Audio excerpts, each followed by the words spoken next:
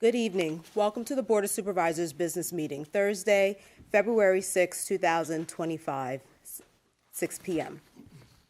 I'd like to call this meeting to order. First, Pledge of Allegiance. I pledge allegiance to the flag of the United States of America and to the republic for which it stands, one nation, under God, indivisible, with liberty and justice for all.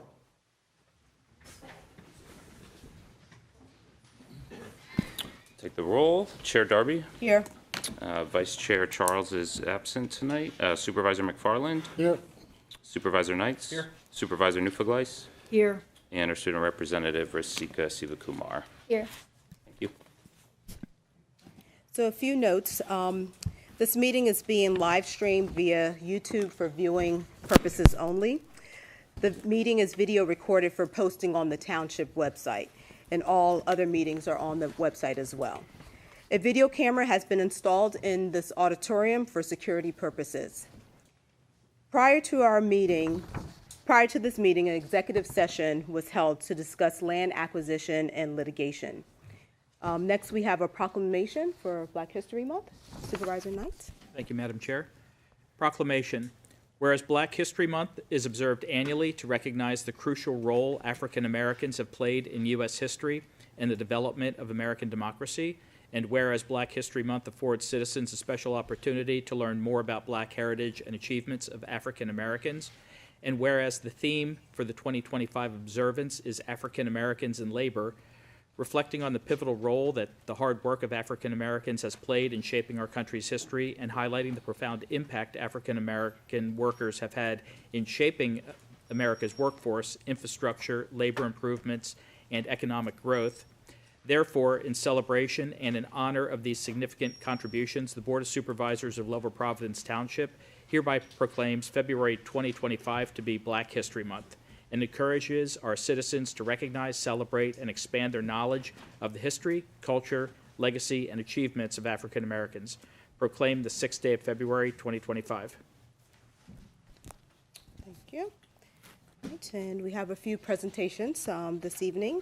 So first up, we have our student representative report. Rashika. Thank you. Methacton schools were closed today due to severe ice warnings. Methacton welcomed the second semester of the school year on Monday, February 3rd. Throughout this month and into early March, course scheduling will take place for the next school year. Methacton schools will be closed on the 14th, which happens to be Valentine's Day, and the 17th. Kindergarten through 8th grade will have no school on the 18th due to parent-teacher conferences. Thank you. Hope you did good on your midterms. Great, thank you. All right. Next up, we want to recognize our outgoing board and commission members. We have a few that are able to attend tonight. The others, we will make sure to deliver their gifts and everything. So first up, we have Bill Brook. Bill has served the community on the Township Board of Commission for 20 years. He was a member of the Parks and Recreation Board from 2004 to 2008. He then continued his service filling an unexpired term on the Planning Commission in 2008. He served for 4 additional terms on the commission from 2009 to 2024. Thank you, Bill, for the countless hours you've devoted to serving the township and the Lower Providence community. Bill Brook. Is he here? Okay, but we'll clap for him.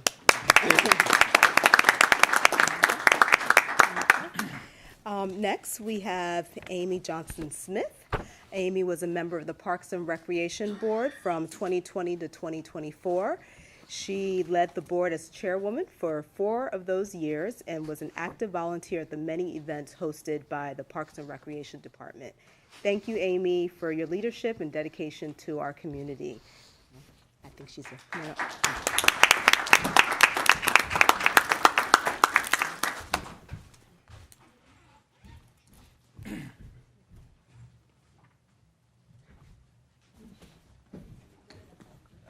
I'll go down. Yeah. Want to go down for a photo?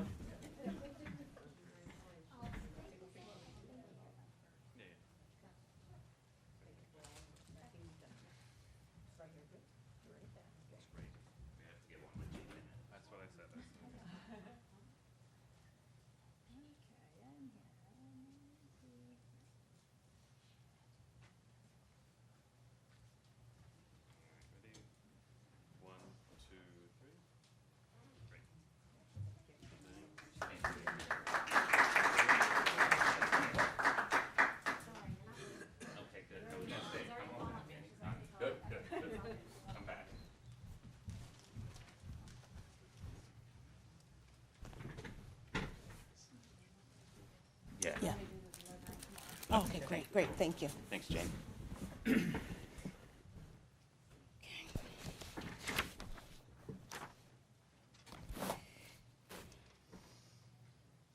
Okay.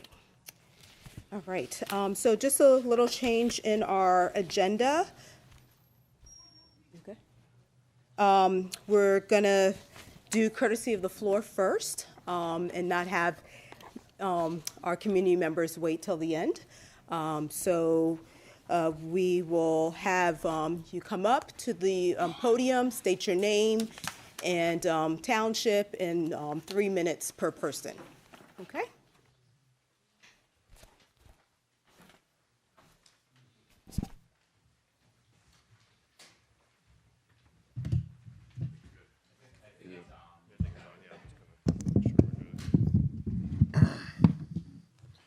Good evening, Board. The reason I'm here tonight is we're asking the Board for the courtesy of our neighbors to speak for our neighbors that have no clue what's going on. There's a lot of people that live in Lower Providence that are not on social media. We've been spreading the word as much as we can using social media as a tool. Since Thursdays, the last Thursday meeting, I've had people coming up to me in Lowe's. I'm in Lowe's or Home Depot every day. Lowe's, Home Depot, Wawa. They come up to me and tell me my name, and I'm like, no clue who they are. But they start talking to me about what's going on. And they're more upset that they weren't made aware than the actual what's going on. I'm going to read. I'm not good at this, and we know it. I'm here asking the Board to send letters out to every house in the township about the RHD suing their way into the township.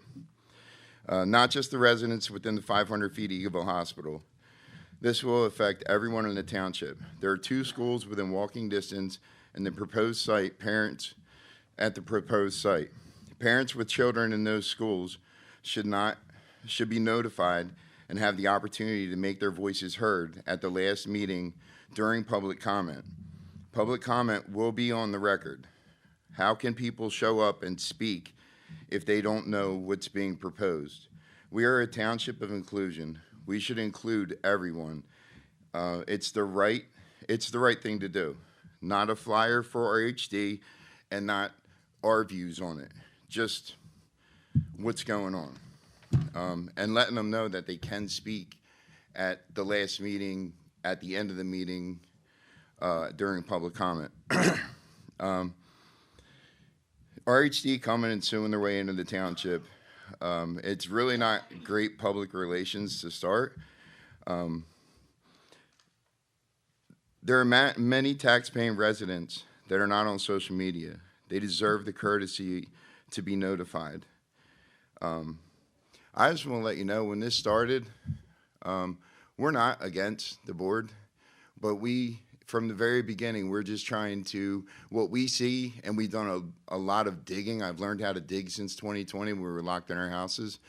I've learned how to dig, and I'm not computer savvy, but a lot of information that we have found, we're in this fight together because you guys represent us, and we don't want this in the township.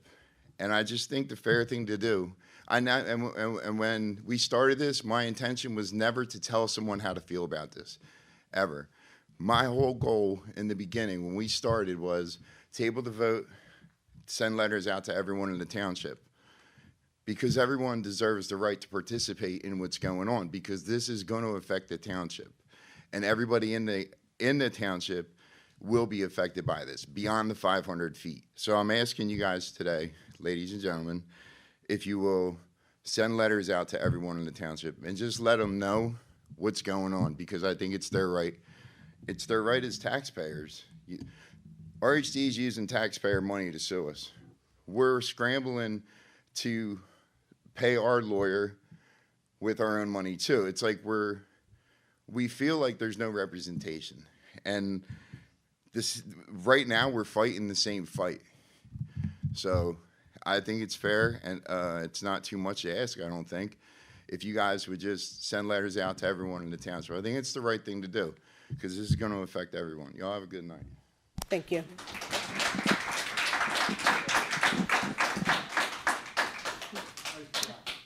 Anyone else?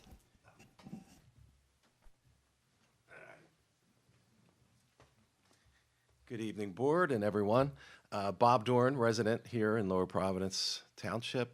And yeah, like I concur with Keira Maloney that I feel that the whole township will be affected, and that I think that's a great idea to put on the table, is to send a letter out to everybody. And, you know, my feelings on RHD, you know, set them aside for personal economic reasons, just from the fact that I don't think this township, Eagleville, is a good spot, a good location for the residents themselves. So you have that point too. We don't have the services as some of the larger towns in the county has. So we have to keep that in mind. Social services, rehab kind of services, things that the, you know, homeless people or less fortunate people, down on their luck people, whatever you want to call these folks, and it is unfortunate for sure, but they need a lot of social services, and we just don't have them here. What are they going to do for jobs? You know, there's not a, how are they going to get around? What's the transportation system? What's, you know, there's a lot of impact studies I think that should be done just on that standpoint alone. So with that, I do like the fact that we should notify everybody. So great idea, and thank you for your time. Have a great night. Thank you. Anyone else?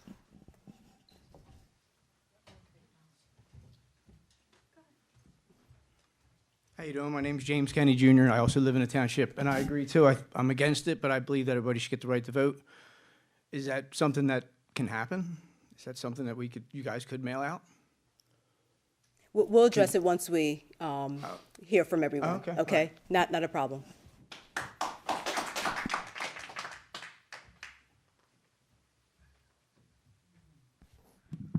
Oops, sorry, Take I'm your time.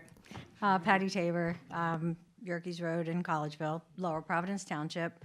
I agree with, you know, what everybody's saying. I think everybody should have the opportunity to have their voice be heard on this subject. I mean, I'm at the far end of the township going that way, and I'm just over 3.5 miles. It's walking distance. I mean, the average person can walk that in, you know, under an hour. So I believe that, 5 of my 6 children live here, and all of my grandchildren live here in Lower Providence Township, all within 1 minute of me. We're all there. But anyway, so, you know, everybody should, this concerns our township resources. I know there's been reports just on 911 calls, ambulance calls that, by the way, are not being paid for by the hospital. You know, I can't imagine that this is going to be that it's not going to make anything better, you know, and it's the residents deserve to be heard. I mean, it impacts us all. Our schools, you know, the schools are nearby, the parks are nearby. These are things that we work hard paying our tax dollars to support, right? And so I just think everybody should be heard and should have, you know, I was a little taken aback at the other meeting about whether or not people outside of 500 feet have standing. And I don't know what, I mean, I understand it means like we can't ask questions of the, you know, of the RHD lawyers and whatever, but does that mean, you know, I mean, I'm concerned whether or not we have standing. We should, you know, whether I live 3.5 miles away or within 500 feet, I think our voices should carry the same weight because it is going to affect us all. So that's all, but thanks for taking the time. All right, thank you.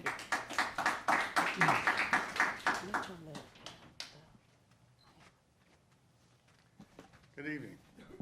Good evening. My name is Tom Albertson. I live at 27 Summit Avenue, which is basically your neighbors.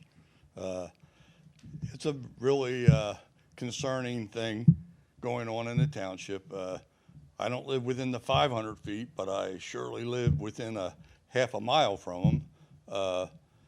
My concern is these people that or down on their luck or are homeless, how are they getting to and from this place? There's no curbs, sidewalks, or walking distance to where they want to remotely put this building. We already have a state hospital. We already have a prison. We have plenty of things going on in this township.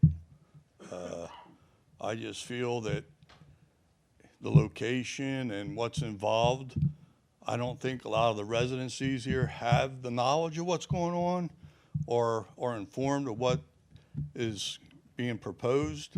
And I agree that there should be more information out there for these people. A letter sent, or even if it was posted for people to read, you know what I'm saying? An ad in a newspaper or a flyer or something that's easily promoted for people to realize what's going on in their community as a taxpayer.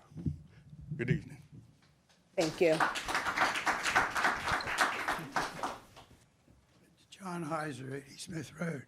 I'm not here for this. I didn't think I was going to have to sit through this. Where I live back here and from that same place, and I have a long driveway, goes up to our farm. I had a car stolen from there, from a guy from there. The car was finally found in North Philadelphia. We never did find the guy. Later on, and years came, and again, we lived there with woods around us. My wife walked into the living room, and there was a guy coming up through the woods to the house, which scared her half to death. And she did call the police, and they picked that guy up down the street somewhere. I'm just saying, things were happening before I was there. I'm sure there's going to be a lot more of it. Thank you.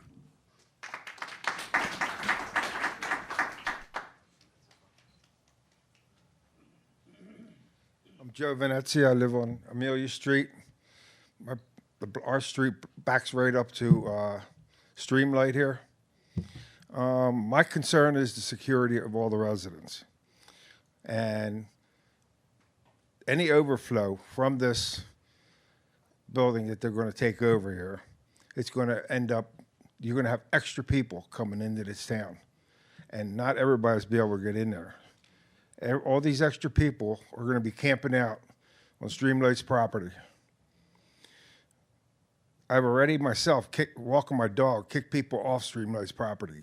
I had a guy in a tent already, ready to have his evening nap. I told him if he ain't out of there in an hour, the police are going to escort him out. I don't want to see all of the police, the fire department, all the social services get all this extra weight put on them because of the people that are going to go in there. We have already had over 500 police calls just for the Eagleville Hospital. You know that's going to double or even triple. I don't want all our services to be overburdened. I don't want to be paying all these extra taxes because it's a snowball effect. You know it's going to happen. I think for the security of the people in this township, the 500 feet setback that they have for the people to speak up, that should be abolished. Okay? I think, and notice to all the residents in the township, that should be done. That should not be in question. My real security is my big issue. Overburdening the township residents with taxes is another thing. Thank you. Thank you.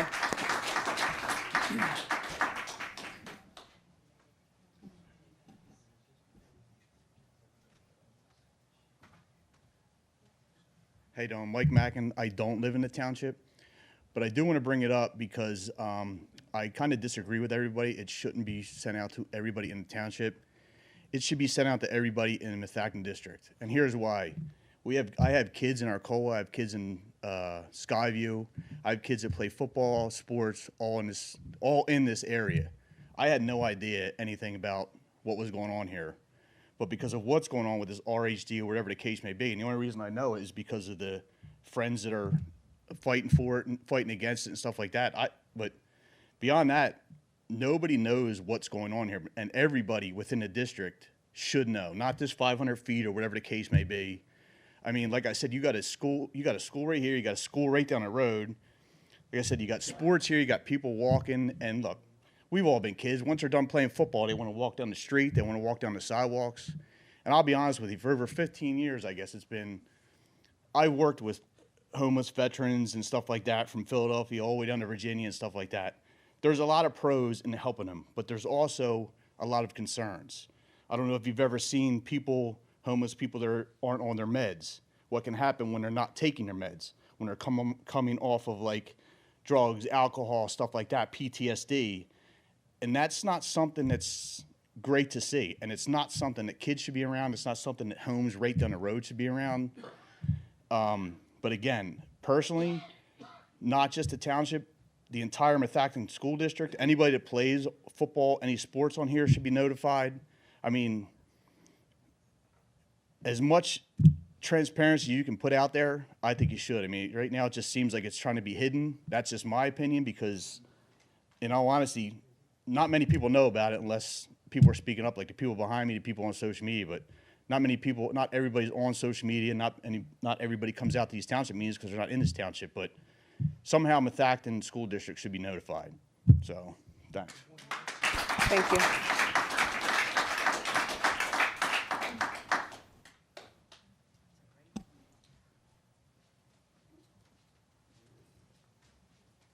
Hello, thank you for your time. Michael Antonori, live on Summit Avenue, just right through the park here. Something that, it's a little anecdotal, but I have two young children, 9 and 6 years old. And I think for most of us growing up, some of my fondest memories were just being able to go ride my bike to a friend's house, go play in the woods, go play in the backyard, and kind of just be a kid. And my wife and I have had 2 instances where our house was tried to be broken into in the last year. And we live close to my wife's family, and my kids, they hear someone knocking on the door. It's Pop-Pop, it's Mom, it's Grandma, it's someone, and they just run up and open the door. And we were lucky enough that we got there in time, like, no, hold on, and these people are trying to get in the house, and it's broad daylight. And I don't think they were trying to rob us. There was one we know had a known mental issue. And so this person tried to get in our home. Luckily, I got to the door before my daughter did. She's 6 now. She was 5 at the time, but she's ready to unlock and unclick because we're in the suburbs. It's you like that. You feel like, hey, we're around family, around a community. So I called the cops, as I think I should, and started following this person. And the next thing this person did was trying to break into Eagleville Elementary School while I was in session, while there was classrooms. And luckily, Eagleville was following their policies and their doors were locked. But I'm an airline pilot, and it's something with our industry. There's a lot of things that people are like, oh, that's stupid. Why do you have these protocols? Why aren't we taking this jet? Why are we delaying it? And a lot of people don't understand it, but it's those layers of safety is what keep us safe. And we were looking at what's happening now in D.C. and some instances happen here just in North Philly, and everybody's hands go up like, oh, how could that happen? And so you keep whittling away at these layers of safety, that Swiss cheese model, and all of a sudden there's one layer of Swiss cheese and something happens. And it could be my kids, it could be the kids of the people in this community, it could be the kids right here at Eagleville or Arcola, and all of a sudden something happens, and if it's because of this proposed addition, then all of a sudden everybody's hands go up, well, how could this happen? It's like, well, it was right here. So thank you for your time. I know this is tough, but for me, as a father and someone that wants my kids to have what I have, which is be able to ride my bike around, I want to be able to be like, hey, yeah, go in the woods, go play, go build a fort, and not worry that there's someone out there that could take advantage of my children and harm them. So thank you for your time. Thank you. Anyone else?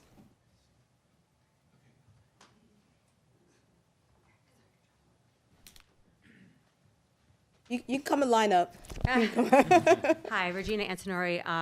I just want to echo what everyone's saying. I think there needs to be more transparency. And just to add to what my husband was saying, that woman who did try to break in, she did get into Eagleville School, actually. We pulled the RTK, and she got into the gym, but it was picture day.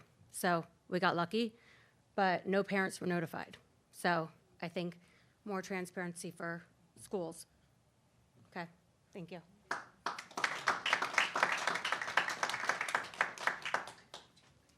So my name is Laura Markley. I'm a township resident. I just want to say 3 things. One would be that the cost of the mailings, I'm not sure what the population is, but it's somewhere in the 20,000s, I believe. Multiply that by a stamp. I think that's a good use of my tax money. So I would like to say that to you. Second thing is that I'm having, it's gone. But the third thing would be that to compare to say that the issue of homelessness is here and it's part of the being of people in the United States, and we need to consider that as well. And since you are considering options for a new building here, I would like you to, and haven't followed very closely, but I would like the board to consider presenting other options, that would provide for the safety and provide for people who need a place to stay. Thank you.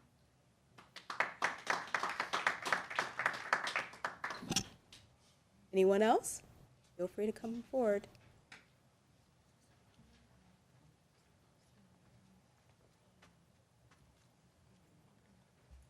Good evening, board. My name's Brian Keating. I'm from the Eagleville section of the township. I wholeheartedly agree with what everybody said tonight. I wanted to go last year, and the lady that just spoke had a great idea about mailing it out, because we're on the verge of spending $20 to $30 million on a proposed new facility for the municipality to run their police department and administrative end. So a simple mailer at approximately 20,000 people at 50 cents a piece to mail out is peanuts. So I think every resident is entitled to have a mailer sent out about what's going on.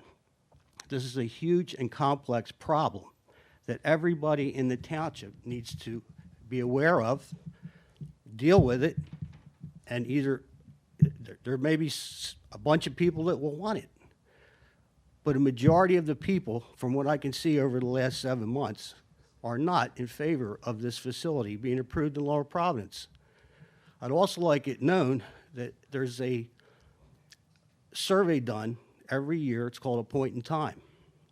According to the point in time in Montgomery County, in the 62 municipalities, there's only 4 municipalities that have a considerable amount of homelessness in it.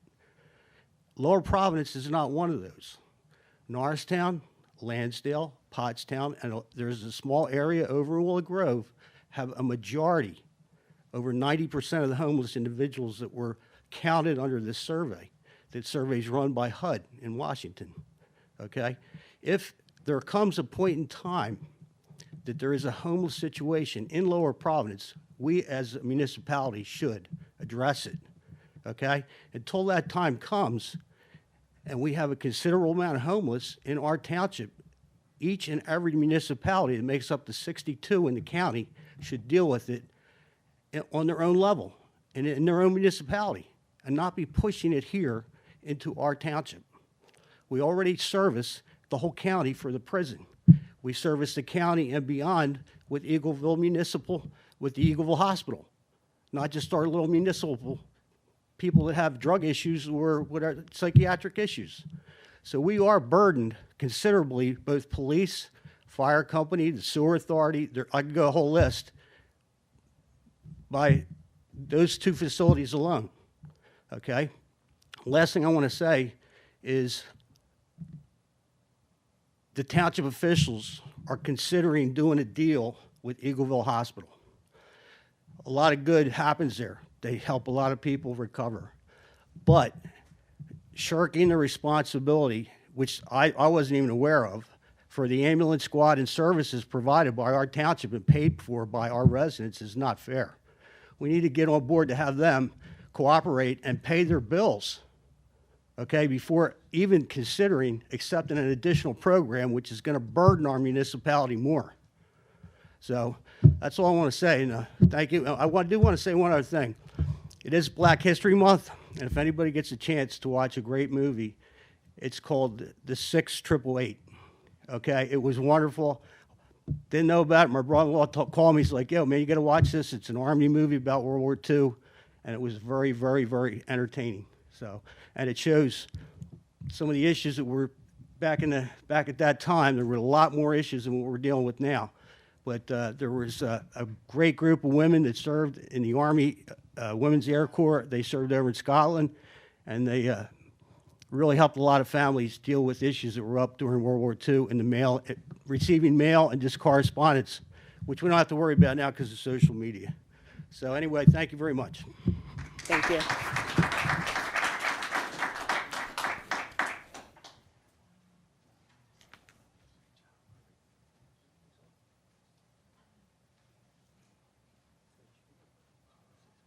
Good evening. Courtney Kuzi. I live on Maryland Avenue. I'm within the 500 feet. Again, I want to reiterate that you need to mail out to every single resident. This affects everyone. And as the gentleman said and brought up a very good point, Methacton School District, you have children from all over right up the road at Arcola and Skyview. For the safety of our community, you need to send these letters out to every single resident, every taxpayer. They need to know what's going on. They need to make an educated decision on their own. I am obviously against it, but everyone, this is a great country, the United States of America, has a right to their opinion, but they need to be informed and they need to know. Please send out letters to everyone. Thank you.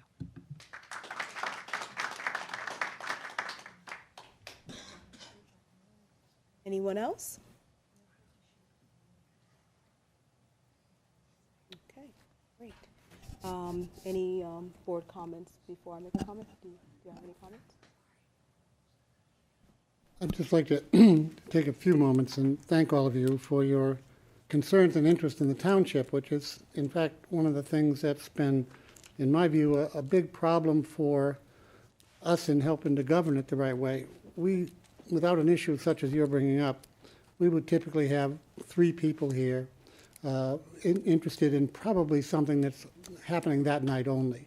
So the word I would use, and I think the board will have more to say on this, is we need to do a better job of communication.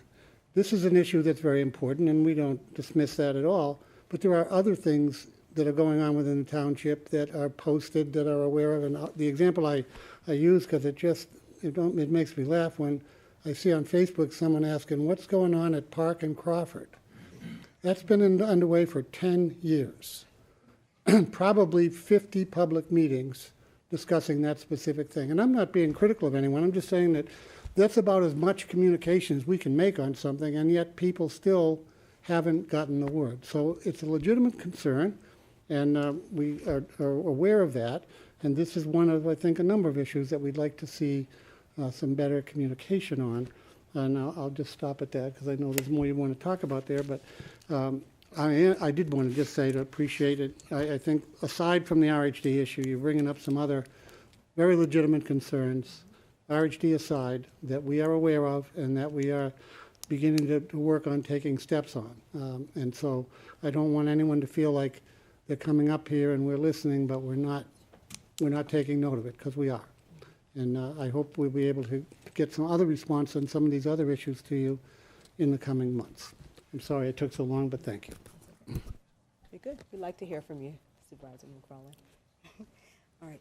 I'm just going to echo with Supervisor McFarland. Thank you all for being here tonight. I wanted to hear from you first before we got to our business meeting. So we are listening. And we are trying to be as transparent as possible. We've been trying to keep the township abreast on our website, especially with all the questions and everything. So that's been there. Yes, we hear you in regards to sending out letters. Letters in regards to the zoning hearing board. I'm not really sure what, but we want to definitely update you with what's happening in the township. So we will put something out, where we outline all the happenings of the township. We usually send out 3 newsletters throughout the year, but we're going to add an additional. And so this will be coming out sooner than later, so we can make sure that all township residents know the happenings of what's going on. So yes, we do post things on social media, so we have different avenues of communication, but we hear you, and you know, we can do better, and we will try to do better as well. Okay.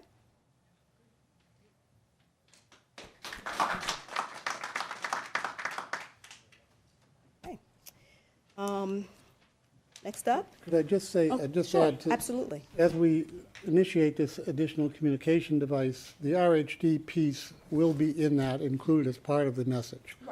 It may not have a great deal of detail, but it will talk about what the hearing is at the zoning hearing board, when the zoning hearing board meetings are, and so that every resident will get that amount of information and have a way to find out more if they wish. So that'll be true for pretty much any of the items that we put on this notification. Can we email you something? Because we, Just come up to the come microphone to the mic. here. I was gonna leave, I don't wanna hold you up no more. No, no, but we need it here. Could we email you something? We wrote something up, and it's just a timeline of events, because people were asking. So it's a timeline of events. It doesn't say whether someone's for or someone, it says, this happened on this date throughout the last year up until where we are now. And I want to say I'm working to speak better, because I don't want to be that guy. That's not me. And we appreciate you. Here.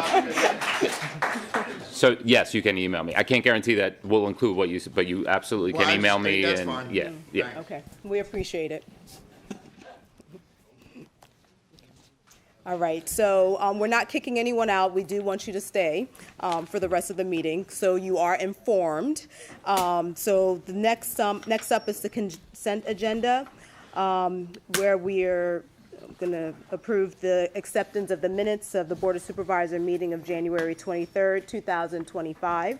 I'd like to make a motion to accept the consent agenda. Is there a second? I'll second. Okay, good. Any board comment, any public comment? Okay, all in favor? Aye. Aye. Okay, opposed? Motion carries. Okay. Next up is old business, the consideration of resolution 2025-11, approving the lot line change at 80 and 84 Smith Road, and Solicitor Clark has more. Thank you. For the board's consideration tonight is resolution number 2025-11. The applicants are John E. Heiser and Ida Jane Heiser. The property is located at 84 Smith Road. The property measures 143,948 square feet and is abutted on two sides by another larger parcel also owned by the applicant. The existing home will remain on the existing parcel that fronts on Smith Road and will have a new lot area of 71,033 square feet. And the newly created parcel at the rear of the lot will have a 66,916 square feet with no road frontage. The applicant intends to consolidate the newly created lot with the adjoining parcel owned by the applicant, as all set forth on the plan of subdivision prepared by Richard C. Mast, engineers of Harleysville, dated October 8th, 2024. I believe the applicant is present. I believe the applicant's engineer is present. And so if there are any questions of them, they are available. And I do not know if Mr. Woodrow or Mr. Mrzinski has any comments on the plan. Okay, all right. Okay, all right. Barring any questions? No. Any further board questions about this? Okay, great. I will like to make a motion to approve the resolution 2024-11. I mean, we're in 2025 now. Yeah, 2025-11, approving the lot line change, 80 and 84 Smith Road. Is there a second? I'll second. Okay. Any public comment? Board comment? I have a board comment. Okay. I'm fine with this. The only thing that I would like to see changed in it is that that we be given the right of way. There's no harm to the applicant. It doesn't cost anything. And I don't see where there's a reason for the township or the residents to give up the right-of-way.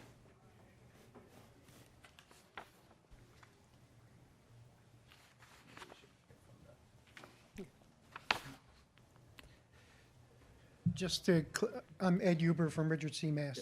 Just to clarify, we will offer the right-of-way, but only for 84 Smith Road. The larger the farm property, 80 Smith Road, we didn't intend to dedicate any right-of-way from that, if that's. And that's the part that I'm asking about. Like, I'm not sure how it's in the interest of the township residents who, I understand why you don't want to give it up, but, you know, advocating for the township as a whole, I don't see how it benefits the township as a whole to not have the right-of-way in the event we need it for some reason.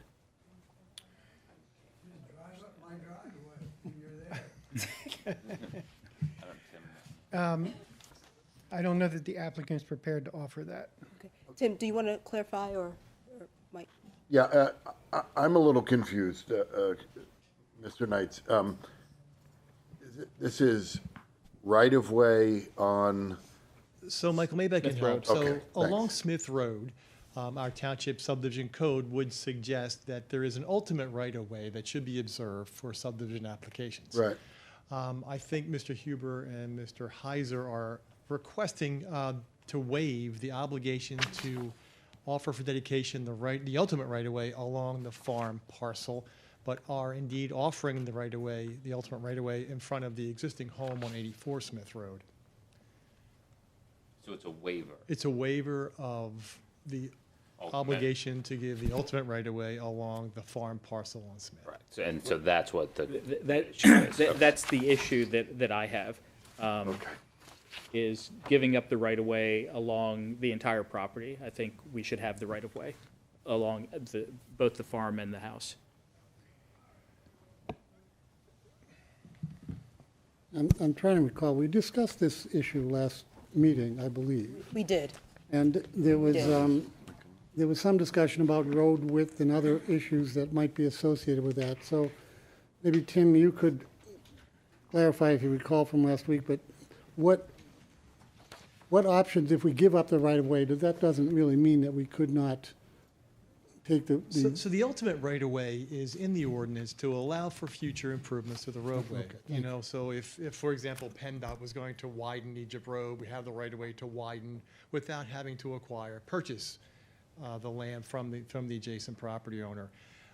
Sidewalks, utilities, those kinds of things are the reason why we would potentially require the ultimate right-of-way be offered in conjunction with a subdivision application. I think there was some discussion at last meeting as to whether Smith Road would ever be widened over and above what exists today. If Mr.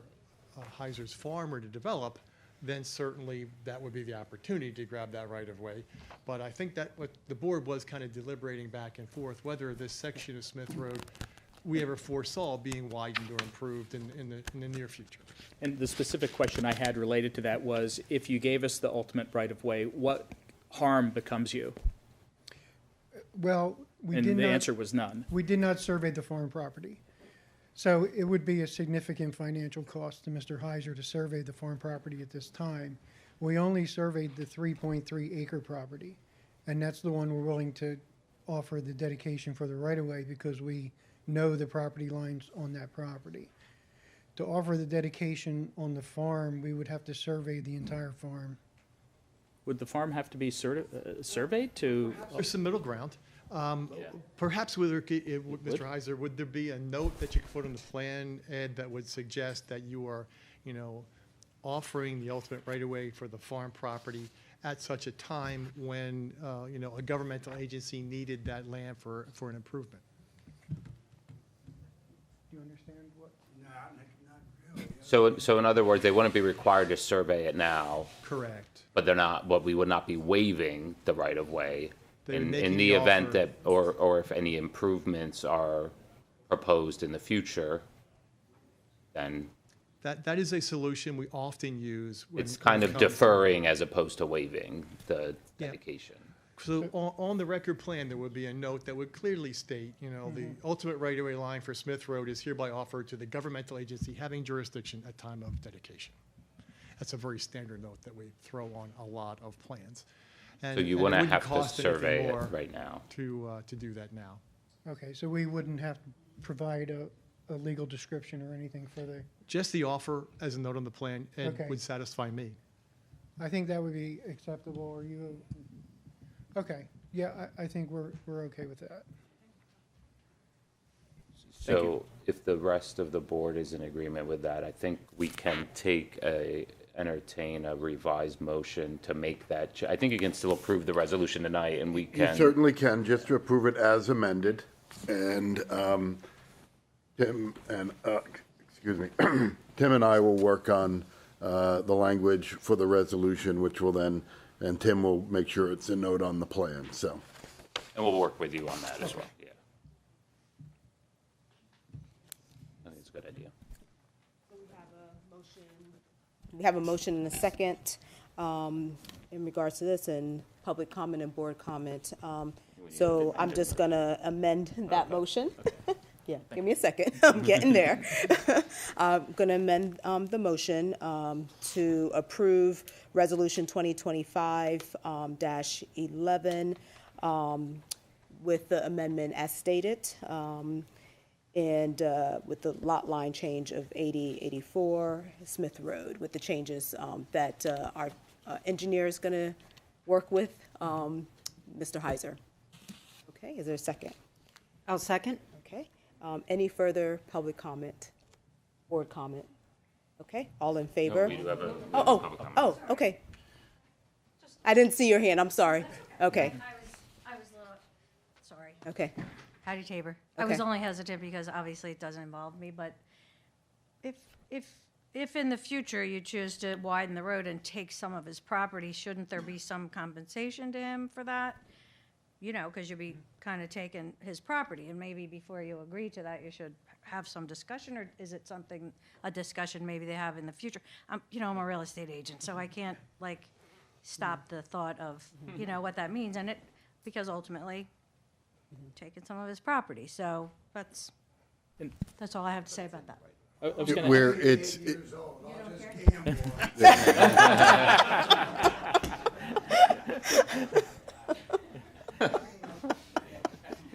and the property in question is already in the right-of-way, so the township already has the right to access that property, because it already is in the right-of-way. This specific portion that we're talking about. All right, great. All right, all right. We still have a motion and a second. Any further public comment? Board comment? Okay. All in favor? Aye. Aye. Oppose? Okay, motion carries. All right, have a good night, Mr. Heiser. Okay. Next up is the consideration of ordinance number 684, amending the township code wastewater collection system, and Township Manager E.J. Mentry has more on that. Thank you, Madam Chair. This ordinance was discussed at the previous meeting.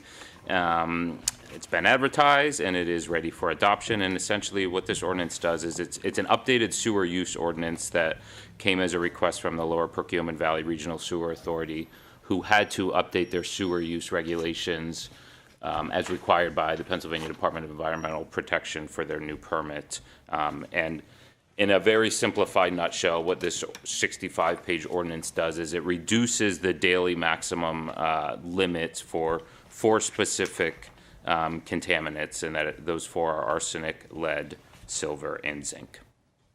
And that is pretty much all you need to know. Okay, so I have a question that I don't know if anyone can answer or not. There's an abbreviation in here called POTW. Yes, that is defined. Okay, I didn't see that. It's defined later. It's defined somewhere. Yeah. Okay. If you bear with me, if you bear with me, I can. 'Cause believe it or not, Actually, okay. treatment works. Yeah, I'm gonna say. Okay, thank you. Believe it or not, I did read this entire 65-page ordinance. It was Very riveting. I'm used to seeing the term first, then the acronym. That's why I was confused. So the acronym, which I should have known, represents the regional treatment plant that we and 5 other townships share, which is part of this document. Correct. And I probably should have started with this. This ordinance is essentially a model ordinance that was provided from DEP to the Regional Treatment Authority, who then provided it to us and basically said, hey, can you review this and adopt it? We need it for our DEP permit. So it's essentially an update for them. Great. Any other questions? All right. I'd like to make a motion to approve ordinance number 684, amending the Township Code wastewater collection system. Is there a second? I'll second. Okay. All right. Any public comment? Any board comment? All in favor? Aye. Aye. Aye. Opposed? Motion carries. Okay. Next up is we're about to have a brief or long presentation on the municipal complex updates. We started 2 weeks ago sharing a little bit about that, and EJ, our township manager, EJ Mentry, has more on that. Thank you, Madam Chair. So, yeah, 2 weeks ago, we gave a pretty detailed presentation. We also put out a press release with regard to the township's efforts in updating on the municipal complex study, which has essentially been ongoing for about 2 years.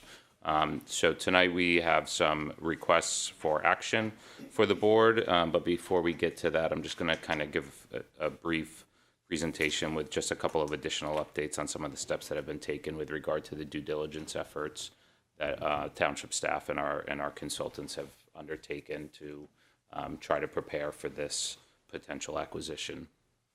So as we discussed 2 weeks ago, the property is 800 Adams Avenue. It's in the Park Point Business Park. Once we engaged with the seller for this property, we, over the last several months, have been conducting a number of various due diligence efforts to assess the state of the building, the health of the building, the viability of the building for use as a potential township building, and primarily for our police department, which is really the primary focus of this entire effort. So just kind of some of the high points of the major items that we looked at. We did a complete phase 1 environmental site assessment. We did asbestos testing. We did lead-based paint testing. We did a full roof assessment.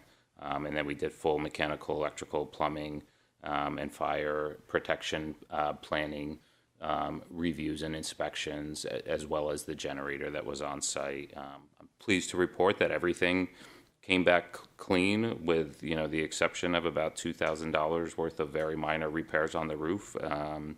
Everything is clean in this building. It's approximately 15 to 16 years old. It's in very good shape, and it's certainly in much better shape than the building we're currently occupying, and would be a significant upgrade, both in terms of the infrastructure, the quality, but most importantly, the space and the safety and the security that it would provide, primarily for our police department. So just, I did want to show just kind of what the layout is of the building, just to give the public a general idea. The building is 3 stories. It is partially occupied. There are some existing tenants in the building who we would actually keep because we don't need all the space in the building. So there's, one of really the advantages and attractions of this project is the revenue opportunity with the township owning the building and collecting rent to essentially offset our costs. So the building is currently partially occupied. The rendering currently on the screen represents the first floor, which shows space essentially on the right side of the building, just kind of those blank white spaces that are currently occupied. The rest of the floor that's shown is unoccupied, and that is the current layout of those spaces. So the idea that we are thinking is going to be the best option is a portion of the police operations will occupy the first floor, and then their office administrative operations will occupy the second floor, which is basically a blank. It's completely unoccupied. It's essentially a mostly blank canvas at this point.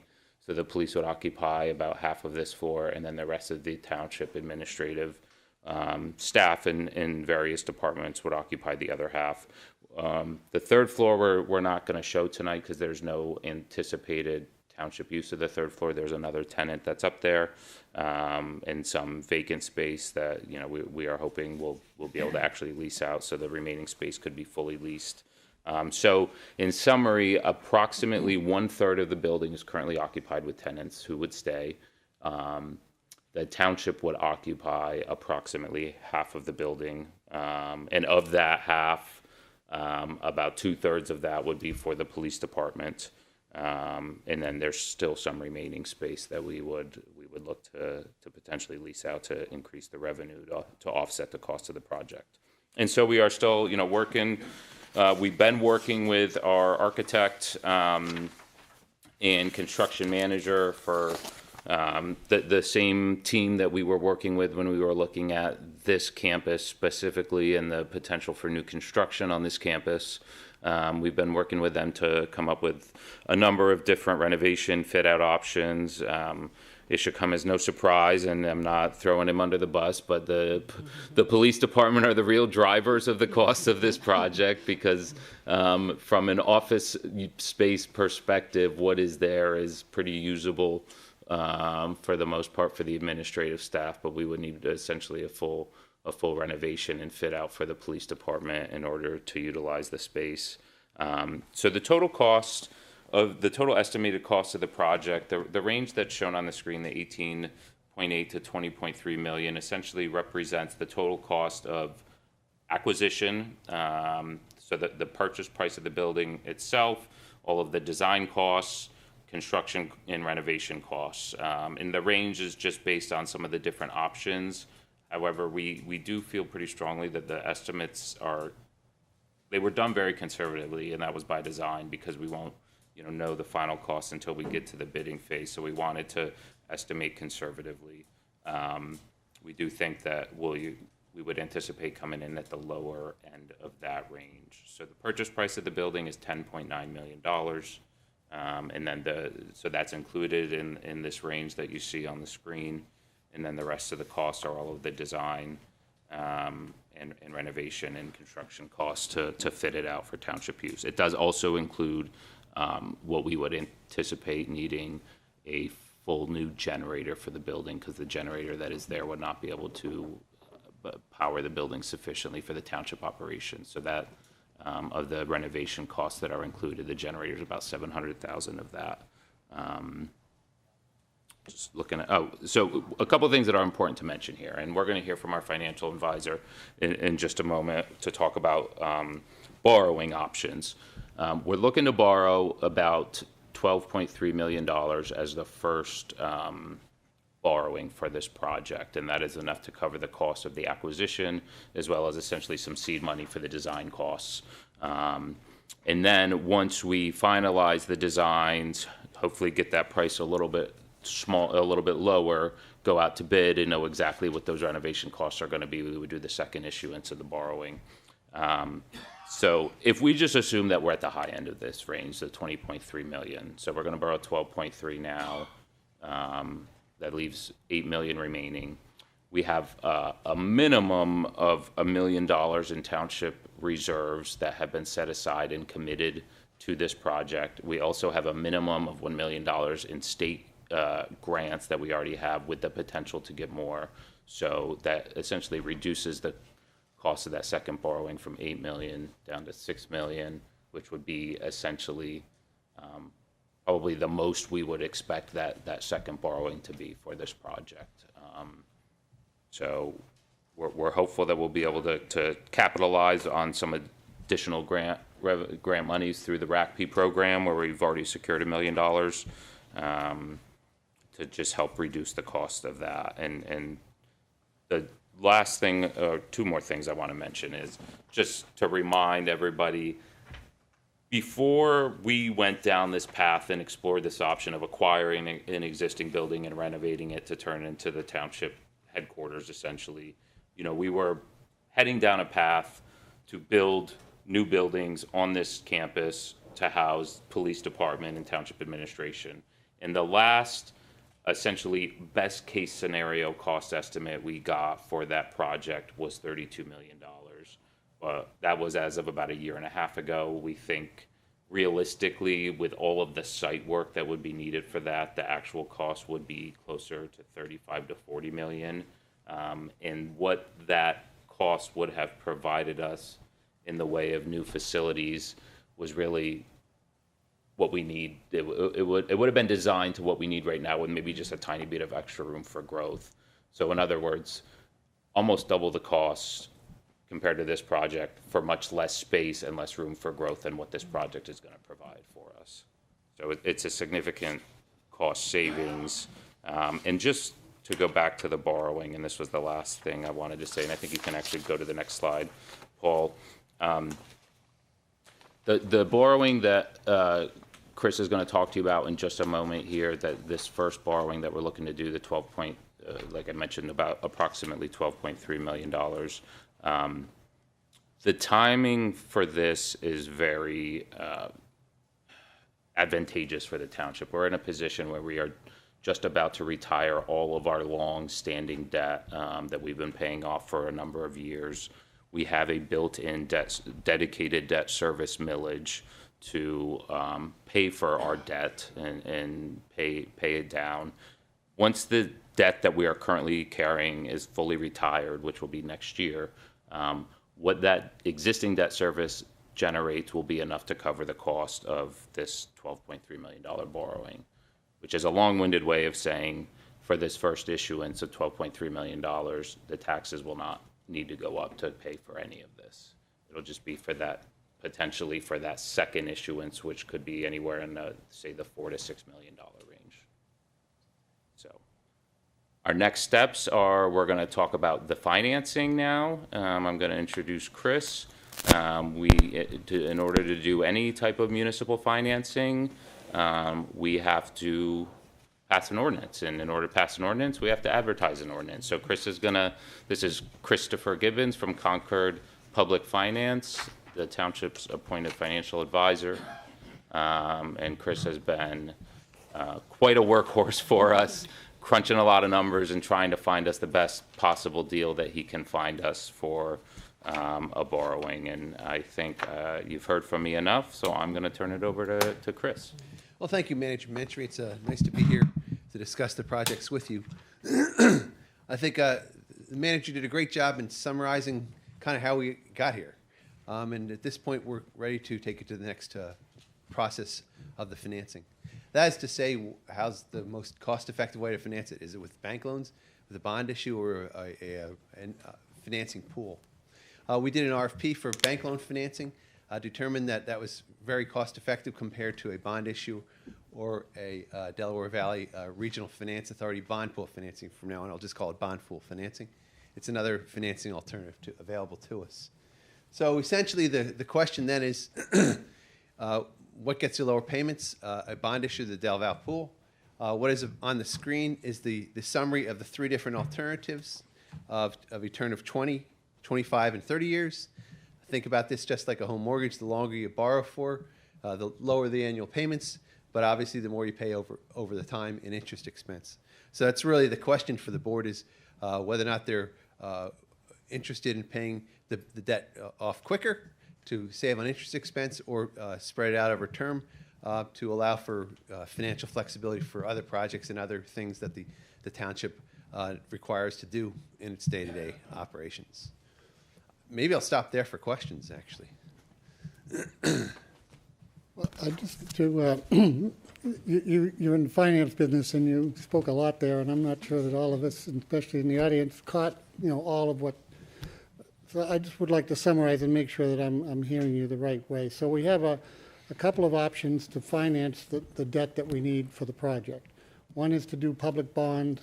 One is to go with Del Val, which is an organization that is well, you could probably explain better, but it's a semi-private that funds county-type projects. Is that? That's good explanation. And so the question then is to look at those two and say, where's the better interest rate over the various terms? And, as you mentioned, how longer are they? One other thing that you may be getting to, but I just wanted to bring up as part of that is, Also, how long will we pay the term that we're now paying when we borrow? And when will be the first opportunity, should rates drop, that could be renegotiated? Good question.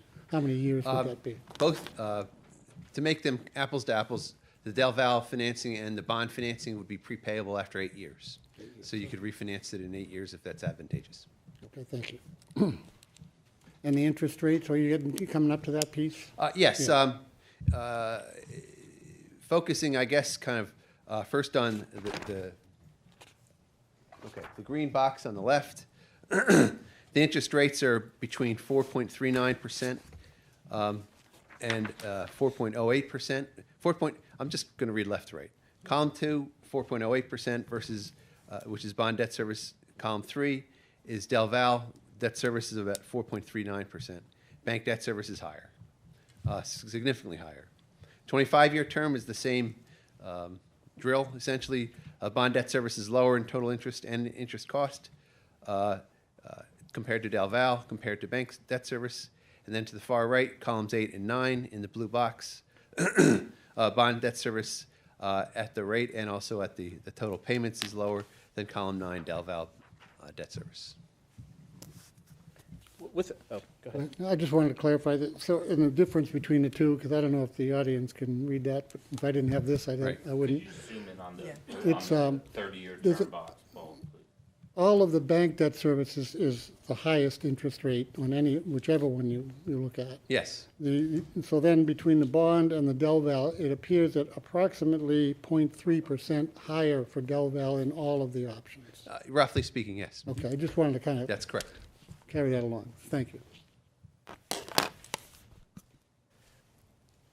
I know the most about bonds, and I think if we issue bonds, if something happens to our financial position, the bond interest rate doesn't change because it's already gone to auction. Is that correct? Correct. We would propose a fixed rate bond for the term of whatever the board desires. And does it behave the same way with Del Val, or if our financial picture changed, would Del Val interest rates change? Per the contract. Most likely not. Most likely not. There's Right. obviously, maybe not obviously, there's a possibility that there might be an opportunity to have some discussion about that, but I think that issue is remote. Okay. Speaking to Del Val about that, they don't think that's a significant issue either. Okay. Thank you. Am I allowed to put Rich on the spot yet? Yes. Absolutely. So I'm just looking at the 20, 25, 30 year terms here, and I basically got rid of the bank because those interest rates are so much higher. So you know, our debt we're going to complete next year, and with bonds, I'm hearing that we have an option of refinancing after 8 years for potentially a lower financing. If we were to go with like the 30-year term, will this be in line with not having to significantly raise taxes? Yes, so even if you go with the 30-year Del Val or 30-year debt service, both of them would currently fit into our debt service millage collections. Just put it in reference, we're collecting about $755,000 in 2025 for debt service. Right. Comparing the bond and Del Val, I mean, you know, the interest rate is not dramatically different, but is it enough to, enough savings over the 30 years if we stay with that interest rate the whole time, not refinance? It seems like the bond would save us long-term money, too. Yeah, I would have to agree with you. It's about $830,000 in savings over the course of the 30 years, about $30,000 a year in debt service payments as well. And that's a fair amount of money. Yes, absolutely. So between the bond and the Del Val pool, we're comparing those two, we'll be saving significantly more with the bond, is That's that correct? correct, yes. Okay, all right, just want to clarify that, okay. One more thing. So, I mean, if we went with the 20-year we would definitely have to raise taxes to significantly, especially with 20 years, less significant with 25 years, but the 30 years fits into what we have now. That is correct, yes. Okay. I know this is a crystal ball, but do you have any thoughts or insights as to whether interest rates 15 years from now or 10 years from now will be higher or lower? Don't take this the wrong way. If I did, I don't know if I would be sitting here. Well, kind of on that, same, just to follow up. So we're going to, whichever one we choose, let's just stick with 25 and 30, and let's just stay with bonds because they've got the lower rate. So if we choose, sticking with bonds, if we choose 30 years, it's 22 million. 25 years is 20 million. The difference being you're paying higher annual payments for those two same columns, right? Correct. So the question, which again is speculative, but the interest rates that I just named will not go up. They're fixed. It's possible, however, that the interest rates in 8 years might be lower. That's correct. And if they were lower and we refinanced, the fact that we did the 30-year would have been better, if that were the situation. Yes. So if we did see an opportunity to refinance or thought that that was possible going forward, the lower payment now, which 30 years long might be more money, could be a savings if we were able to take a percentage off of the interest rate we're currently paying. I would say that's correct, yes. Okay, thank you.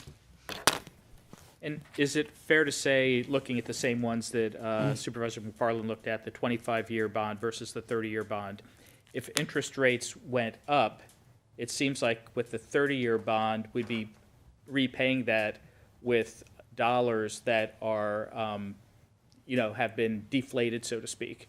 And so even if interest rates go up, it's also in our benefit with the 30-year. Yes, it is. This is real big headache bond math, but suffice to say that most bond issues that are 30 years long get refinanced. That's the quick answer. There's a lot of mathematics to that, but that's the quick answer. And you said the first opportunity is 8 years, but let's say interest rates are up, but at the 12-year point, they really go down below what our fixed rate. We could refinance Correct. then. Correct. Mm-hmm.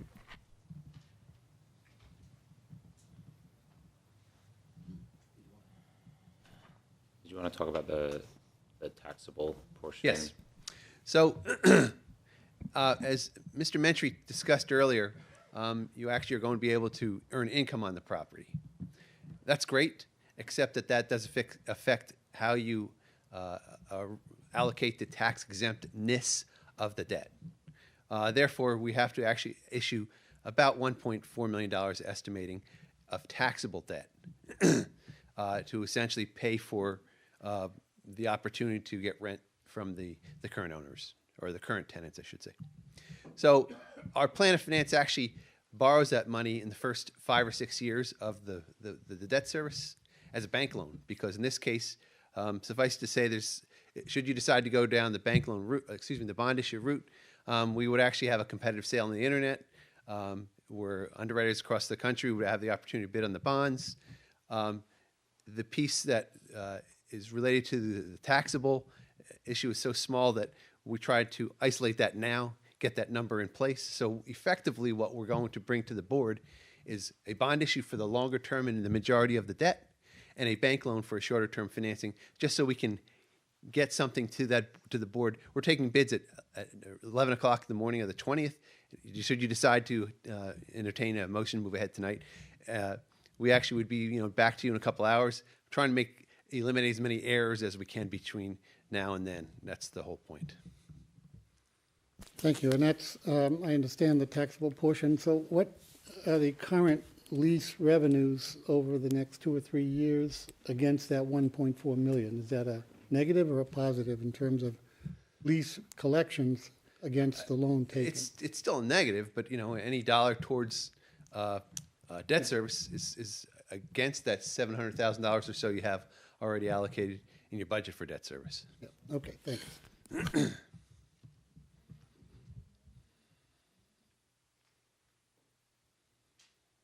Anything else you want to add? That should do it. Thanks for bringing that up, EJ, because I think it's an important note that the ordinance would actually have a bond issue and a bank loan as part of it. So I was going to bring it up. Thank you. So if, Yeah, so do we need to, I mean, for it's the. still one ordinance. I think That's you correct. just, if you're inclined to vote to authorize advertisement, you should just specify in the motion, 30-year bond with the bank loan provision for the taxable portion, essentially. I think That's that the would direction that you need. Yes. Mhm.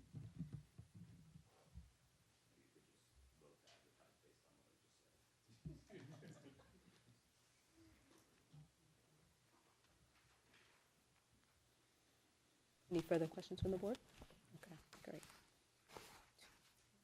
Anything else you want to add, Rich? You good? Okay, great. All right. Thank Chris for Great. Thank letting you us so know. much.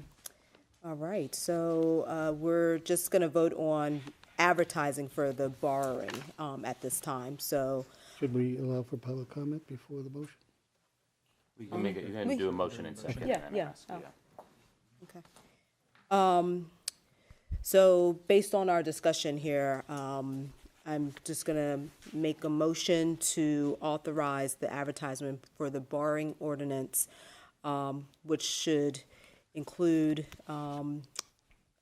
borrowing via bond with bank loan for tax provisions, and the term seems like 30. That's what I'm gathering. 30 years. Is there a second? I'll second it. Okay. Any public comment?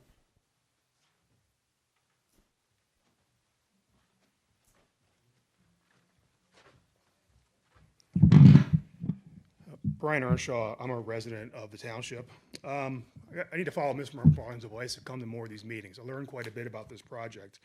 I had heard about it, but from what I've seen tonight, your analysis seems severely incomplete. So if I understand this correctly, the township is buying a building that will be half occupied by the township. The remaining half will be occupied by third-party tenants. Is that correct? I'm not sure if it's, These are estimates. Estimates, Yeah, okay. yeah. But still, so the township's going to get into the commercial real estate rental business. Who's going to manage this? Are you going to be hiring additional people? How much revenue will be lost if these tenants do not review their leases? As part of due diligence, did you review these leases? What's the remaining term? What are the provisions that are key that the township will have to deal with? Has the township considered the incremental utility cost for this additional space and the impact on the budget? I heard nothing about that. Has the township completed a buy versus rent analysis? To basically, I didn't see that anywhere in the presentation. Is there an IRR or a payback on buying the building versus renting the space? Is it better off and maybe to rent for a few years, wait for interest rates to come down, and then look at buying a building? Has the township looked at renting space elsewhere in the township? You're talking about borrowing for 30 years. What's the remaining life of the building? Is it 30 years or is it less?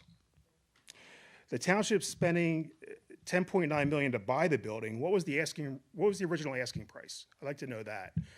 One of the worst markets right now is commercial Class A office space. Everybody's working from home still. So the market's very depressed. So you're going to spend $11 million for half the building and use half the building, but spend $8 to $10 million to renovate half the building? Something doesn't add up to me. Again, why not wait to borrow? I think it was an invalid point saying that the township's debt service is going to be paid off this year. And that's why you're going to borrow and do this project now, because you have borrowing capacity. There's nothing wrong with letting the millage related to debt service go away and actually reducing taxes to taxpayers. There's You nothing have wrong with that. 30 seconds left, Mr. Thank Earnshaw. you. This year alone, the township raised taxes 11%. Now you want to buy a new building. Montgomery County raised taxes 9%, and they're hiring a bunch more people. Methacton is talking about raising taxes 5 to 6% for the next 4 to 5 years to fund a $420 million new high school project. All these taxes are adding up. I've seen no evidence of any of those three local governments doing anything to reduce spending. Zero. Something you should consider. Thank you.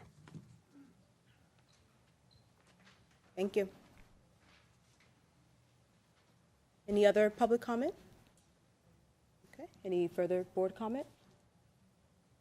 Okay. All in favor? Aye. Aye. Opposed? Motion carries. Okay. Next, we have to vote on is the approval of the purchase agreement of 800 Adams Avenue. And Township Manager and Solicitor Clark have more on that. Thank you, Madam Chair. So this is essentially the second piece of the action we're recommending this evening. You couldn't really consider this action without approving the first one. Can't buy the building without the money to pay for it. So this is the purchase agreement to buy 800 Adams Avenue for, as I mentioned, $10.9 million.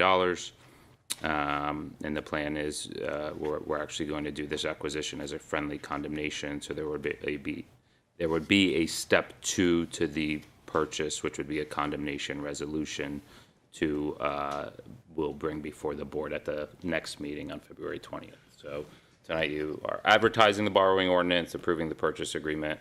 At the next meeting, you will adopt the borrowing ordinance and approve the condemnation resolution for the building. Any questions? So a few clarifications. I don't think the public, this purchase agreement is not in the public domain, right? I'm not able to reference it for anyone other than us. After it's approved. Okay, so thank you. And I just had some clarification questions. There's reference, as has been discussed, to taking on tenants who are in the building at the moment. And I just wanted to clarify, I'm sure the answer is true, but that we have examined those leases, we know how long they are, and under this purchase agreement, we have the right to take those agreements over, and there are no additional or new conditions placed on the new owner other than what's already in the leases. Everything you just said is correct. Thank you. I want to just clarify that. And at this point, have we notified the lessees of this change, or is that after the close?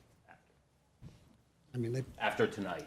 yeah, okay, because not I was going to after the say, closing, they probably going to know pretty soon. Yeah, You know? And just because I might have missed it, but at the end, there's reference in the document to Exhibit A, the legal description, but there's no. The legal description is being worked on by Mr. Woodrow and my office. We anticipate it should be done shortly. This is essentially just a document that lays out exactly what we're buying, the meets and bounds description. And as I said, it's being worked on by Mr. Woodrow and my office. Okay. And it will be needed for the declaration of taking, which will be filed after, if approved, after the meeting on the 20th.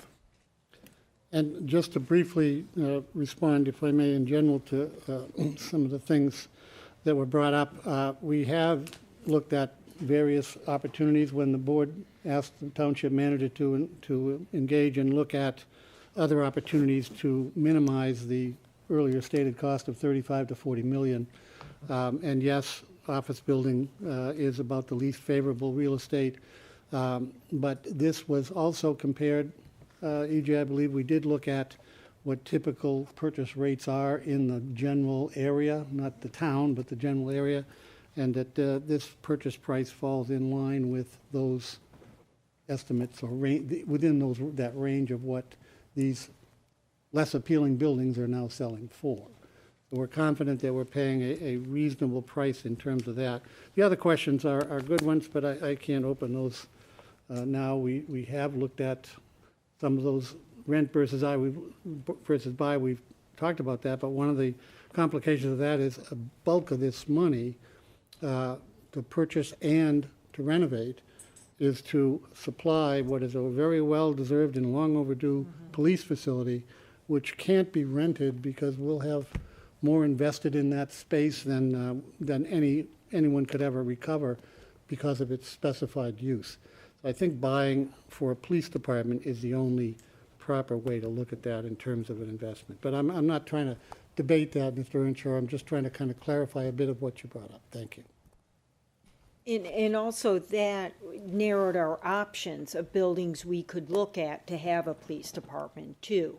So, I mean, like Supervisor McFarland said, there's so many details, Sallyport, all the stuff that they need, the security they need. You know, it restricts us from looking at other vacant buildings in this township. And I just want to say the need for this facility was identified, I think it was either my first year on the board or the second year on the board. Several studies were done. This is going back 6 or 7 years. 1999, it was first Or identified. 1999, yeah. So this isn't new, and one of the discussions going back 5, 6 years was, let's go ahead and execute this once we had the borrowing capacity without raising taxes. The Adams Avenue purchase is about half the price of what redoing something here would be, and we maintain the ball fields. And also, I think Mr. Earnshaw made a good point that right now real estate prices are depressed. Now, if you look in the news, there's a lot of return to office mandates coming out.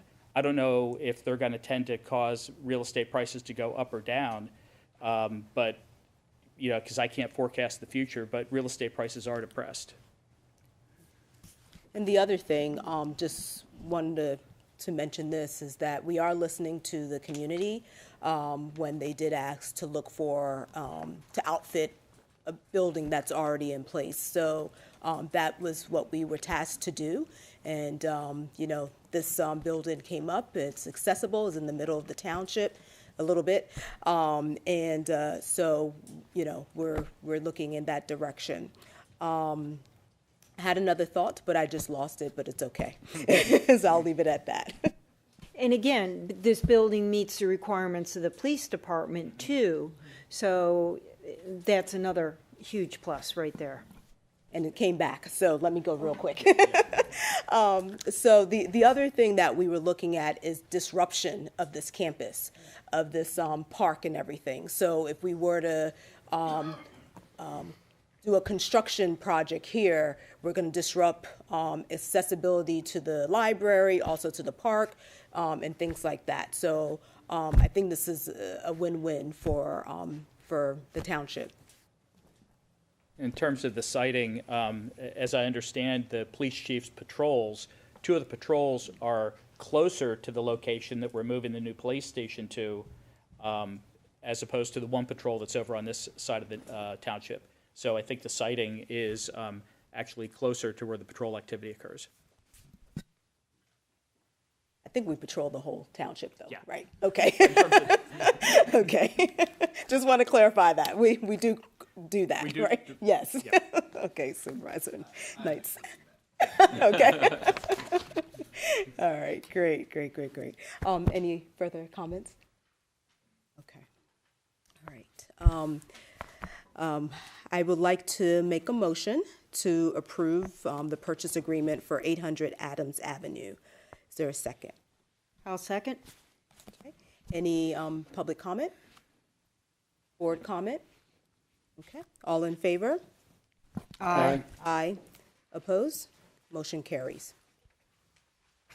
Okay. All right. On to new business. We have a presentation by Mr. Mike Rosinski on the review of proposed subdivision, 1153 Paulins Road. That's good. Okay. Good evening, thank you. For the board's consideration is a subdivision plan being brought forth by the Hengemile family from the township. They are seeking to divide an existing property that they own into a second lot so that another family member can move in. To orient you, this property is located at 1153 Paulins Road, which is just to the south side of the access way to Colony Arms Apartments. The idea is to take access off internally to the apartment complex. The process has already gone through the zoning hearing board because this property happens to be zoned R5 as if similar to that of the multifamily apartment building, and while that zoning district does allow for single-family detached lots, it has a requirement that a larger tract would be divided. So it's kind of a situation in which they found themselves with this property within the R5 zoning district. They wanted to create a separate lot for a family member. They did receive the requested zoning relief through the zoning hearing board a couple months ago. There was some discussion about conditions such as landscape buffering and stormwater. The applicant has, complied with the conversations and the requests, both of the zoning hearing board and of the staff and consultants, and so it's ready for consideration by the Board of Supervisors at this time. And both Mr. Hangmile and their engineer, Mr. Estock, are here to answer your questions.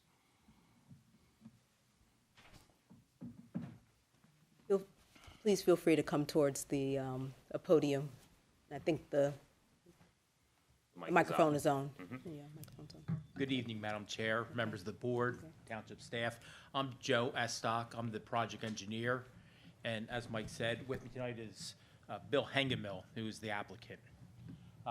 Bill and his wife live actually across the street on Sycamore Circle, which is right about over here. And Bill purchased this property 3 years ago because he needed a place for his mother-in-law, a widow. So Bill's mother-in-law moved into this property up front. Elderly woman, great health, so she could live by herself. But it's nice that she's close to Bill and Diane, so they could always keep an eye on her.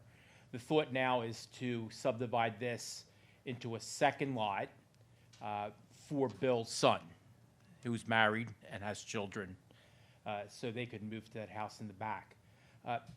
Mike, can you switch to sheet 7 for me, please? Yikes. Here we go. Oh, that's better.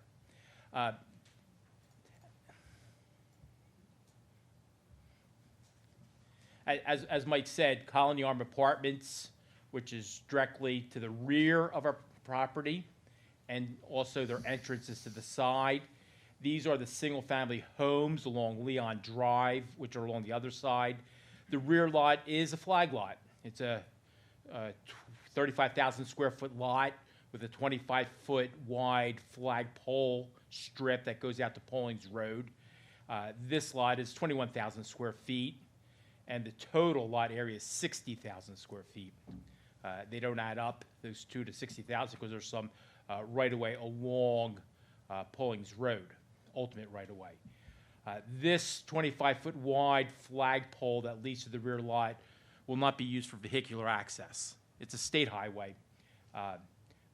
Bill felt it was best that we got it to get an easement from the adjoining apartments and enter from the back. So the only thing that will go through here are the utilities, sewer, water, and the underground cables, so electric and cable TV. So the frontage of this property will look the same after we're done as it does today, because we're not touching anything out front. So the house is in the back, driveway in the back.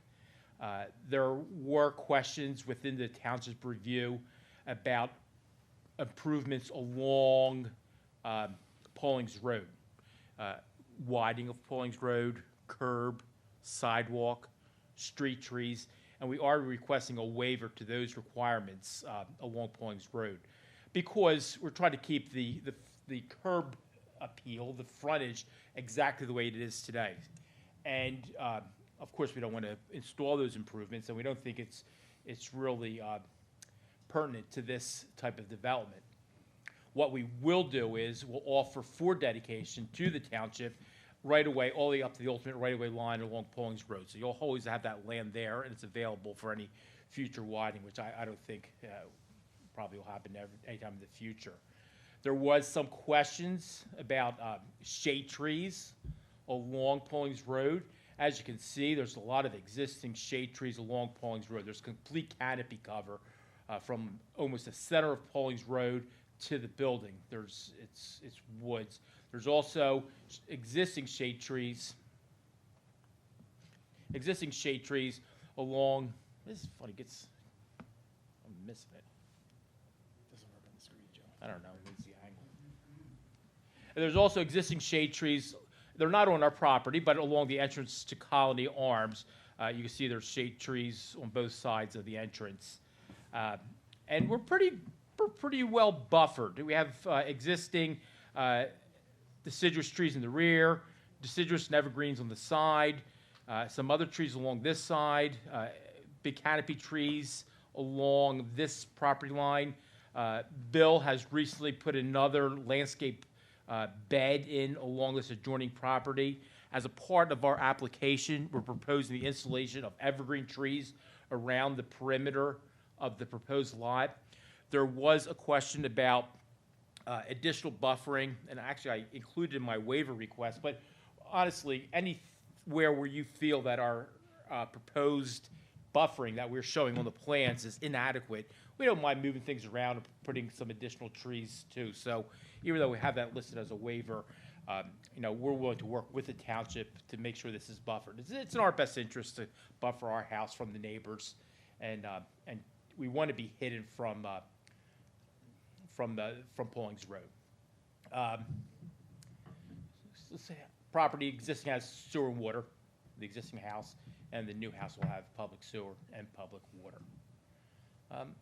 That's pretty much everything in a nutshell. I just had a quick question. Right now, there's grass and trees and everything, and now we're going to remove that. So my concern will be for stormwater issues, for whether it's the apartment or the neighbors to the south there. Can I look to the township engineer about that, or you want to answer? Yes, you may. Okay. Okay. The property, very flat, almost for my liking too flat. I wish I actually had a little bit more slope for drainage, but it's very flat. But the water generally drains toward the rear, towards the apartments. What we're proposing in the rear corner of the property is a proposed rain garden, in which we'll capture runoff from the impervious surfaces that we're proposing, the roof, the driveway paving, and we're going to store it in that rain garden in the rear, and then with a very small outlet pipe, it will discharge to the back of the property. So we are going to manage that water to reduce that flow to less than pre-development rates. Is that enough? Yeah, certainly, when we reviewed the application, we also reviewed our stormwater operations and ordinance regarding grading and runoff, and they have met the minimum requirements of that code section by virtue of constructing the rain garden. And we will obviously, if this plan is approved, there will be some escrow money put aside to make sure that the rain garden and the infrastructure gets built in conformance with the plans.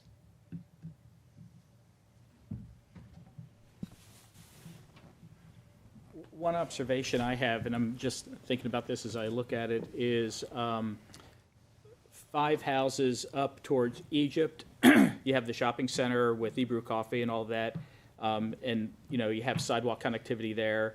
And if you go down 3 homes, you have the trail at Audubon, the John James Audubon Center.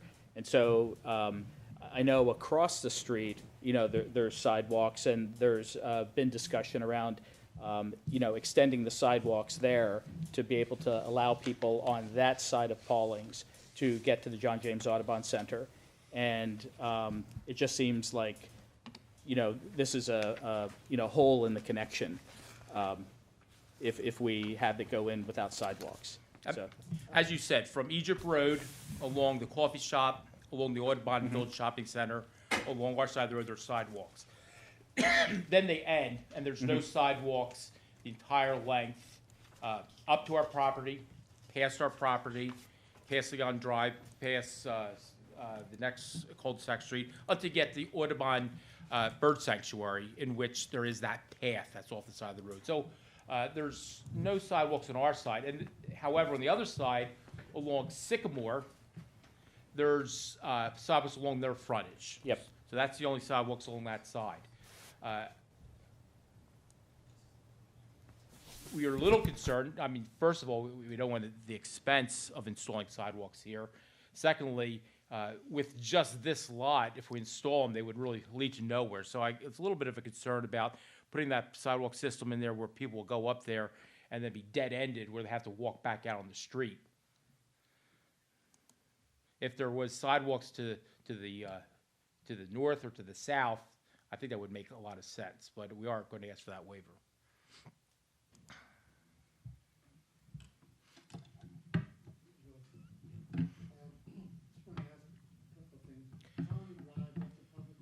No. Yes. And so, your access will be through the parking lot of the apartment building? Yes, it will be. It's,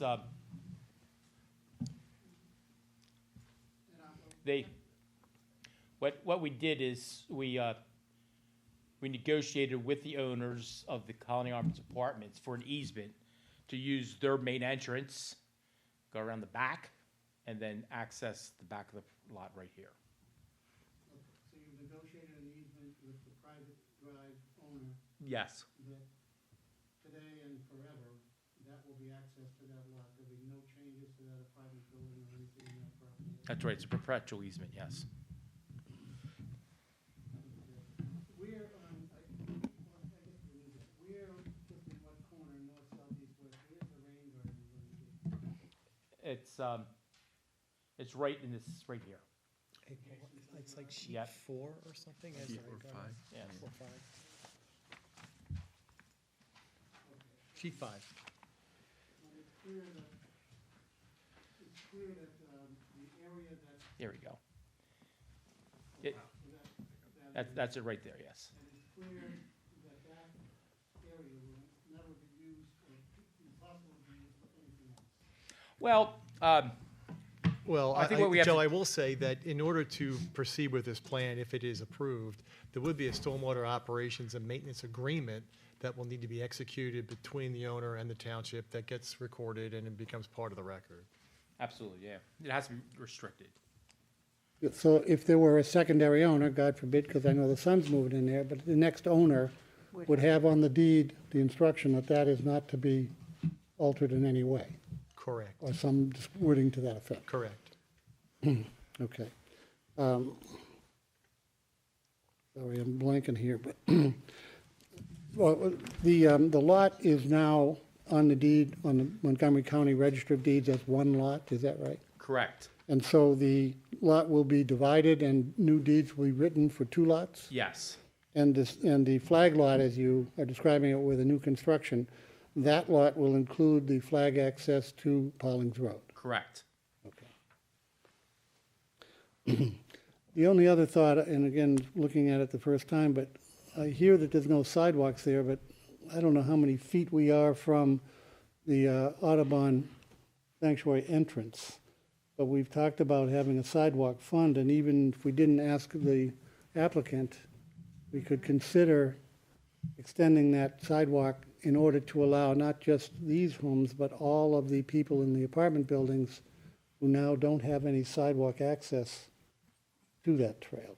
Just something I'm not suggesting it should be that way, and I'm not suggesting that we would ask you to do that sidewalk. I don't think that would be reasonable, but I just wanted to give the board that thought, that if we wanted to make that accessible to all of those apartment residents, that would be a way to accomplish that. More effective, actually, than being on the other side, at least for these people. That's all I have for the moment, thanks.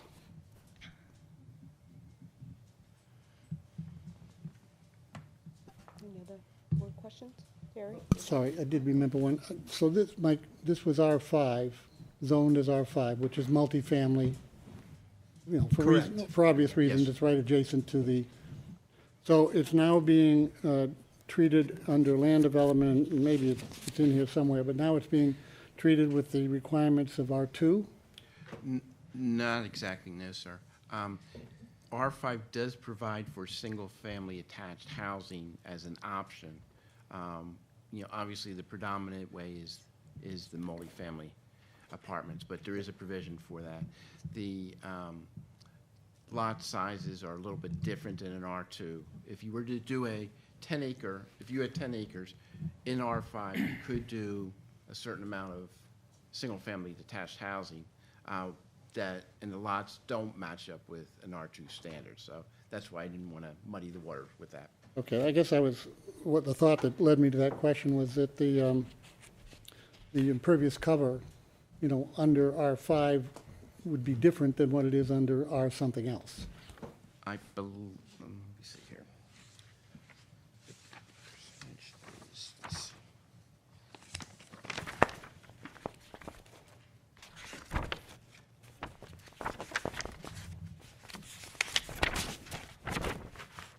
Yeah, there is a allowance for a higher percentage of impervious coverage per lot for single-family detached in the R5.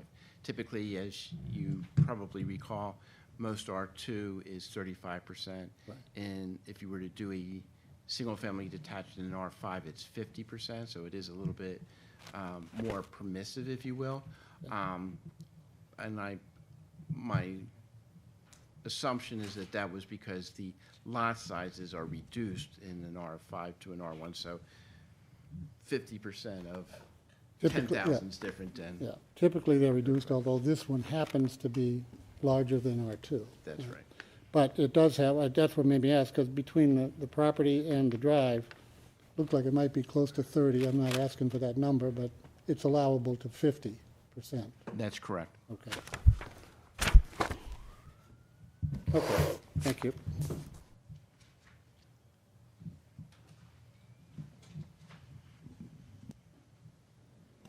Okay. Something else? Good? We're not voting on this tonight, are No, we? we're not. Correct. We're just listening and asking questions.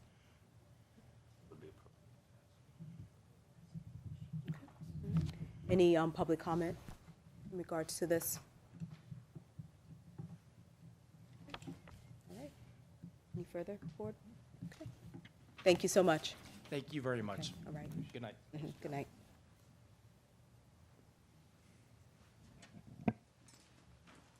Yeah, so typically, just to kind of walk through the process, we will prepare, well, the board will vote at the next meeting on the application. That next meeting is scheduled for February 20th, and then we'll prepare a formal written resolution decision based on that vote to be finally approved at the next meeting, which is in March 6th. So you'll get your decision at the next meeting, and then the formal resolution would be the meeting after that. One more time, please. How's that work? February 20th, the board will vote, approve or deny. Okay. And then the following meeting, which is March 6th, will be the resolution, the formal written decision, either approving or denying based on the vote. Okay, thank you very much.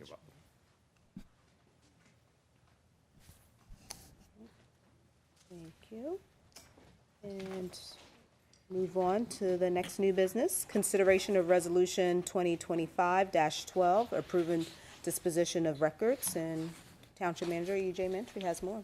Thank you, Madam Chair. This is kind of a routine resolution that we do every year, and sometimes even multiple times a year, just as we're kind of going through, trying to clean out some of the clutter. Anytime we are disposing of township records, it requires a resolution by the board that then must be filed with the state. There is a state municipal records manual that essentially lays out exactly how long we have to keep certain records. So the majority of the records that we are seeking board's approval to dispose of are the routine records that we have disposed of every year. Accounts payable after 7 years, bank statements after 7 years, certain payroll and HR files, right-to-know files, tax reports, pension reports, all things that are being disposed of in accordance with the municipal records manual.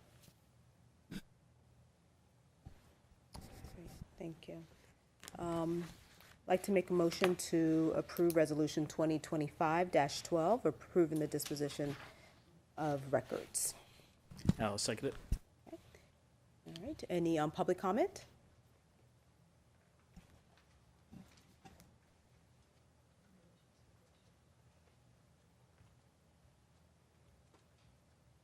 Brian Keating, Eagleville.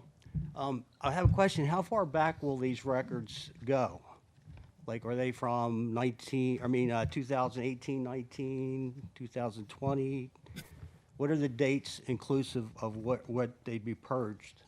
So it's a good question. It depends on the specific type of record. So just for example, accounts payable records we have to keep for 7 years. So these are accounts payable records through 2017. So we usually kind of have one, we keep one buffer a year typically.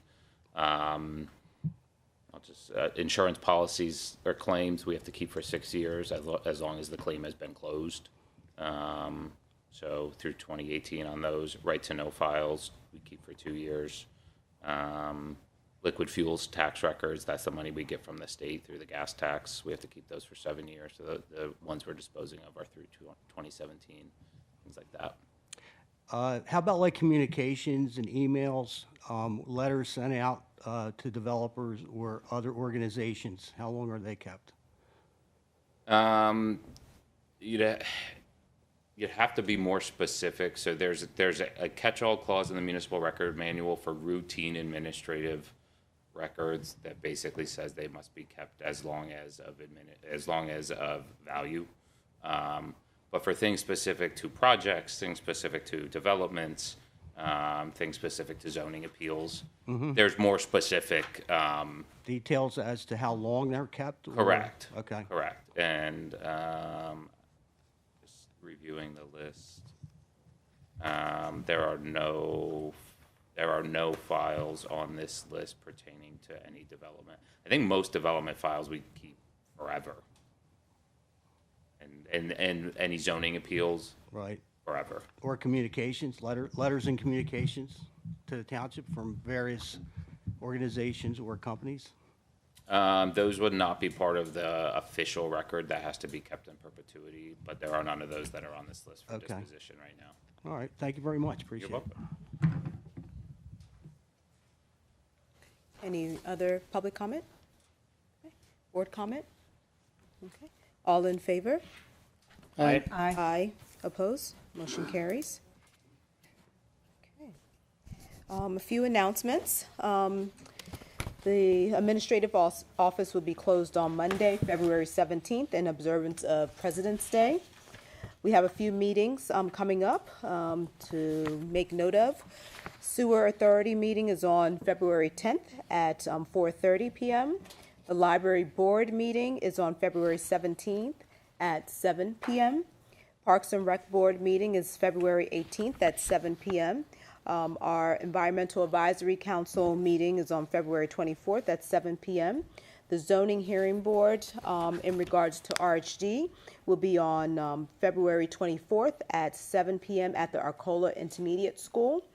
The Planning Commission meeting is scheduled for February 26th at 7 p.m. And our regular Zoning Hearing Board meeting is on February 27th at 7 p.m. And all township residents are invited to any meetings, so that's why we share this. All right, and you learn a lot from those meetings for sure. And Peter, you have something? Yes, I'm pleased to offer an additional proclamation. Eagleville, Lower Providence Township, Montgomery County, Pennsylvania, a proclamation. Eagles Weekend, February 7 to 9, 2025. Whereas the Philadelphia Eagles compiled a 14-3 record during the regular season and routed the Washington Commanders, let me repeat that, routed the Washington Commanders to claim the NFC Championship. Whereas this resilient team, having overcome injuries and doubters, will take to the field on February 9th against the Kansas City Chiefs in Super Bowl 59, determined to reclaim the Lombardi Trophy. And whereas Saquon Barkley can't be stopped by this team or any other, we now therefore, I added that. Didn't. Now therefore, we, the members of the Board of Supervisors of Lower Providence Township in Eagleville, hereby proclaim February 7 to February 9, 2025 as Eagles Weekend and encourage the Eagleville community and Eagles fans everywhere to come together in support of our Eagles. E-A-G-L-E-S. Eagles! Go Birds. I'm just glad I didn't have to read that, but I will be rooting for the Eagles. Any other comments from the board before we adjourn? Okay. Do we need to take any more courtesy to floor because we did it at the beginning? I think you should probably, if anyone came in late and has not That's true. already spoken, Okay. yes. So we did the courtesy of the floor earlier during this meeting, but if anyone came in later and want to still utilize the podium to let us know any questions or concerns or suggestions, please feel free before we adjourn the meeting. Okay.